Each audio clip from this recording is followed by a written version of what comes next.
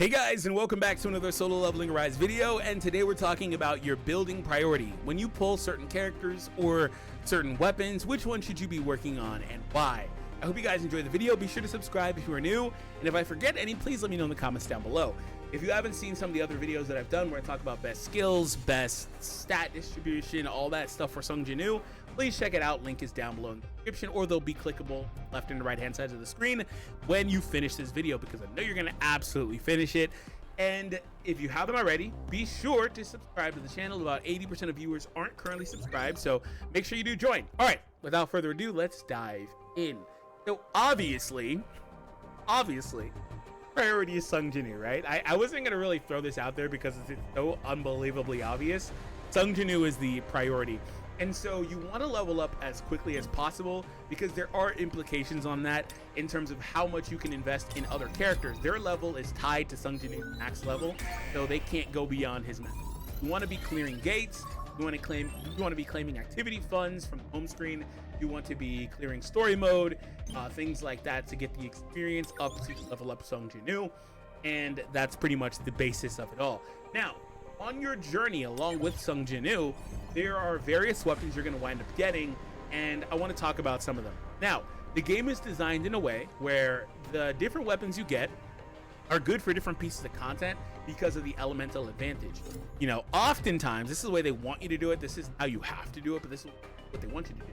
Oftentimes, it versus a stage where a boss that's weak to light, you're going to take a light weapon, you know, things like that. You're going to take a wind weapon, so on and so forth. You get the elemental suit, right? Now, if you get the plum sword, you are working on this thing. This thing is arguably the best weapon in the entire game. It's extremely strong. You really, really want to be working on plum sword. Do not sleep on it by any means. Same deal goes for the Thetis Grimoire. Do not sleep on this. It has awesome utility with the freeze and then cold ice, allowing you to do extra damage.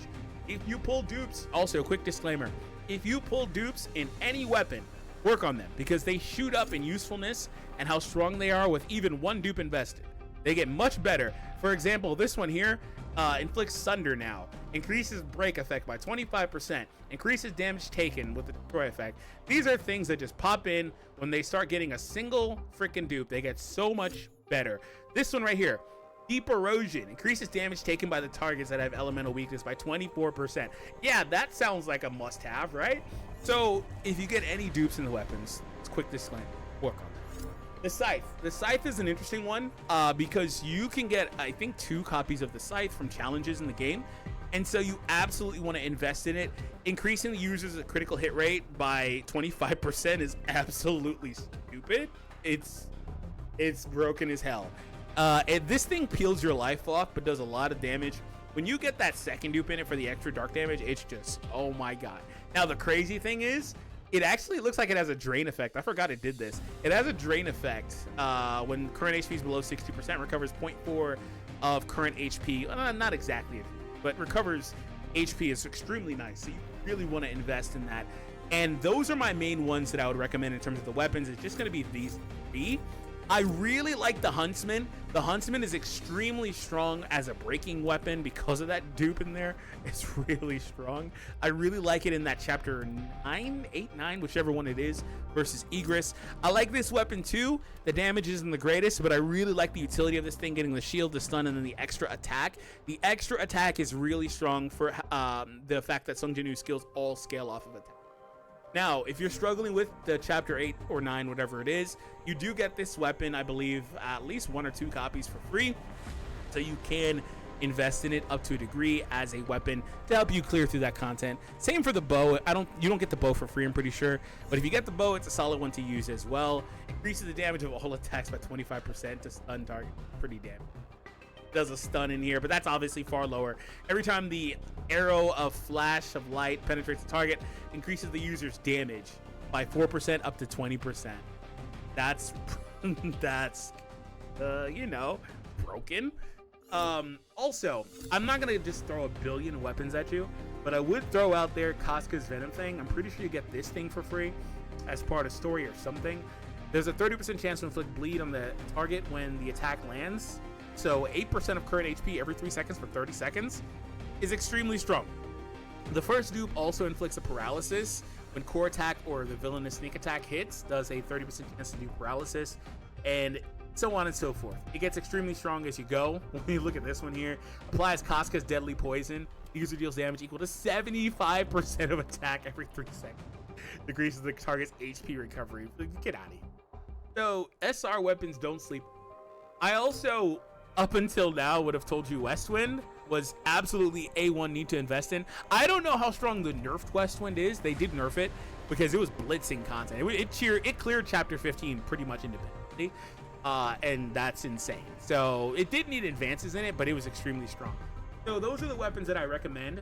Now, in terms of hunters, they are adding in SSR weapons for these versions. If you notice that these are the same weapon, just, you know, a higher rarity. There's another rarity coming on global launch. If you get dupes in them, go for those. That's fine. Same deal. I don't really have too much of a notion to say. It just kind of depends which one you have, which hunter you're going to put it on, things like that. So that's kind of how things go. Now let's transition over to hunters. So hunters, this is where things are kind of fun.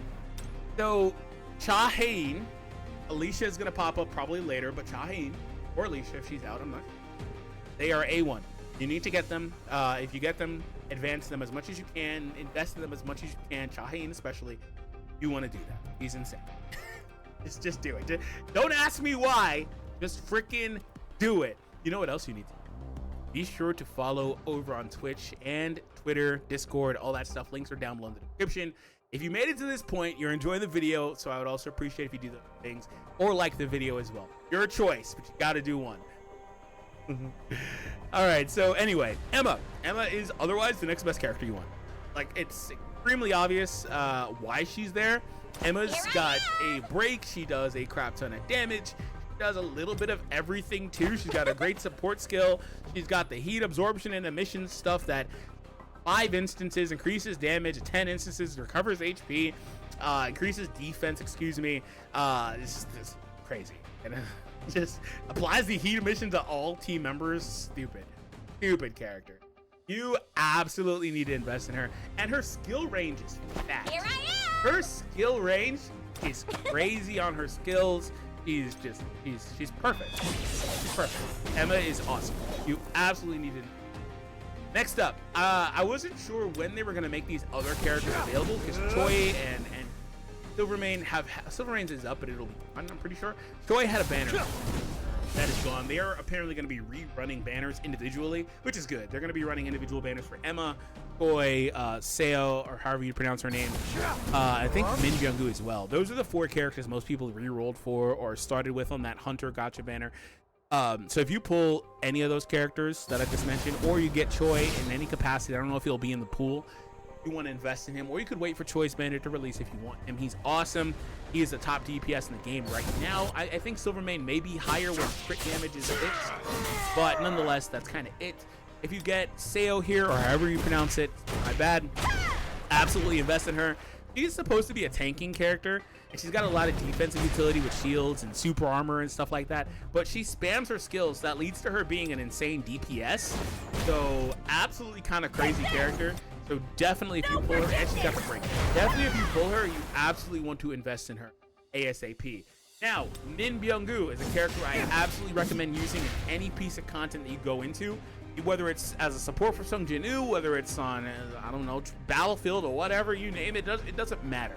You pretty much almost always want to use Min Byung-gu because of his support utility, whether it's as a healer or as a support for Jin-woo. He's going to be able to do punishment either way. He also does crit-based increases for his team. With his ultimate, he increases their critical hit rate and critical hit damage based on his own critical hit damage. Also, his passive increases critical hit damage and critical hit rate and damage for light party team members as well. So, like, yeah, you really want that. Min Byung-gu is pretty awesome, especially as he starts getting more advances because his power gauge will go up more. And I've been looking on him for power gauge increase, rate acquisition increase. Also, he has a set on him for the ultimate skill cooldown and stuff, so he just spams the ultimate. He has a few really good sets. I don't really talk much about sets in this video, but he has a few really good ones. So kind of choose what you want. And that's kind of it. So those are the characters that I primarily recommend you work on. Quick honorable mention to Park Heejin. If you get her and you work on her, she's going to be really useful for you as a support character, a cleanser, as an AoE character. She's really, really strong. There are a number of other really good characters here, but those are the ones because I wanted to keep the list kind of short. Oh, last one. This is the last one. These are the ones that I'm recommending because I want to keep the list kind of short. Baek Yoonho proper is the best breaker in the game right now, particularly when you factor in the defense decrease that's on him as well. So you definitely want to invest in this guy. His problems are that his skills kind of take a little bit to activate, kind of take a little bit of time to land that last couple of hits, but that doesn't really matter all that much. Problem, just kind of nitpicky stuff. Honorable mention to other Silvermane. He's a great support for Jinu for the damage. Also does bleed, has the best bleed in the game, I'm pretty sure, and does a crap ton of damage himself. His problem is that he shreds his own life bar. He is designed in a way where he doesn't want to actually ever get hit. He wants to use his life as so that's kind of it. Those are the characters I would primarily work on if I were you, if you pulled those characters. I wouldn't sleep on Woo Jinchul. His support skill's pretty nice for the dash. I absolutely would not sleep on Lee Bora. He's a DPS, but her main thing is her charm, whether it's on the skill or as a support. And if it's on this skill, she also creates that dark zone that increases damage of dark characters, which is solid. And there are other characters here that you could use different pieces of content. Remember, I mentioned earlier how with weapons, the game is designed in a way where you take certain elements versus certain contents. But the problem is you don't really need capture. I could take on any piece of content with Min Byung-gu, Emma, and Seo here, or Choi, or Beck, whoever, right? Some combination of these top 6 characters as supports for Sung Jin-woo. I can take on any piece of content and beat it. That's how the game currently is right now. So that, again, if you're removing Sung Jin-woo from the equation, that changes. But you get my point. That's kind of how the game is right now. So I'm not really I'm trying to keep it short and sweet.